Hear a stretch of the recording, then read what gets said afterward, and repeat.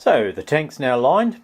It's got plenty of this stuff on the inside, this flow liner two-part epoxy. As you can see, it's white. It's a little bit flexible, but surprisingly solid. Most of my preparations seem to have worked. You can probably see the white flow liner lining on the inside of the tank. You can also see where I've taped the fuel filler.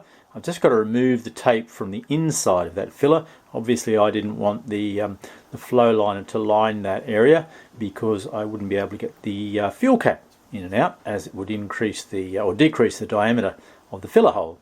So that was a good piece of preparation, I think, on my part. Probably slightly less successful with the small nails that I used to line the little inlet and outlet spigots.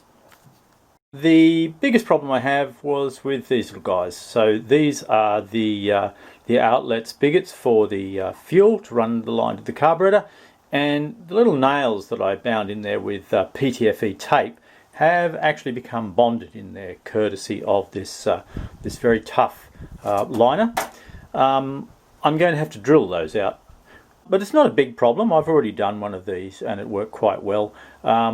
I wasn't convinced that I could unscrew these without doing damage to the tank. It turned out that they weren't resined in at all. So yeah, hindsight, 2020 hindsight is always a wonderful thing, but I don't think there's any real drama. So I will get all of these cleaned up, and the fuel cap, and the fuel tap, put that back in, and I think that means the tank is lined and ready to go. I'll sit some fuel in there before I paint anything, because I want to make sure that the combination of my repair to the outside and my lining of the inside of the tank is actually fuel safe and not going to leak back on the outside again.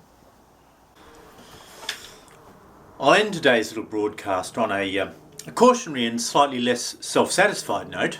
I thought before that I'd done such a terribly good job of protecting all of the threads in here from the epoxy liner dribbling into them. Well, turns out I hadn't.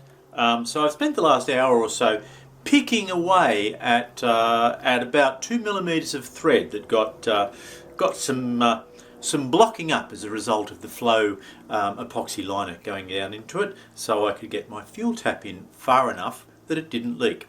So let that be a lesson to you. Make sure you stop that thread up really well. Otherwise, it's about an hour of your life to be wasted.